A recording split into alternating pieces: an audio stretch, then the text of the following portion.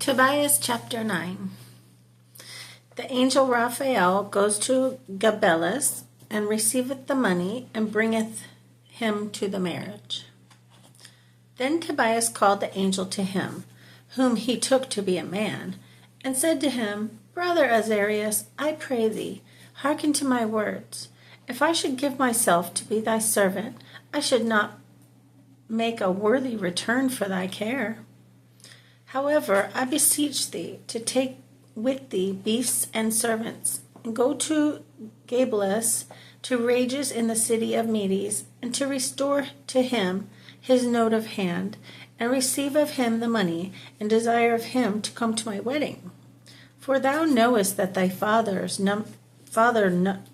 numbered in days, and if I stay one more day, his soul will be afflicted. And indeed thou seest how Regel hath adjured me, whose adjuring I cannot despise.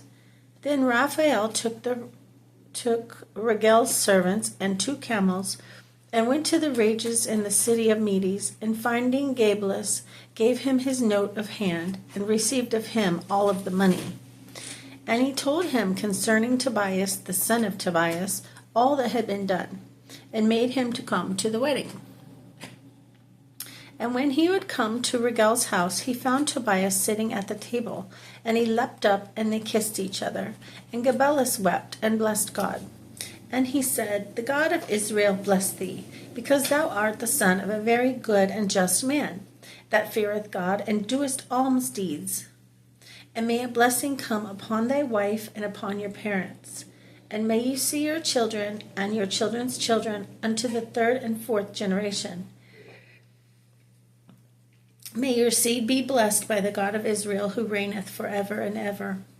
And when all that was said, Amen, they went to the feast, but the marriage feast they celebrated also with the fear of the Lord.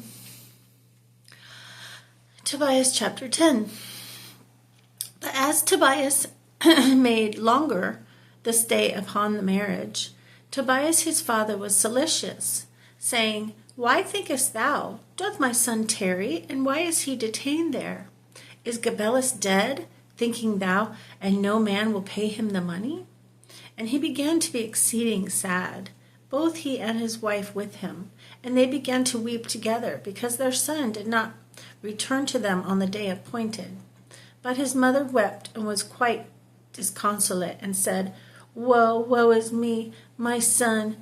Why did we send him to go to a strange country, the light of our eyes, the staff of our old age, the comfort of our life, the hope of our posterity?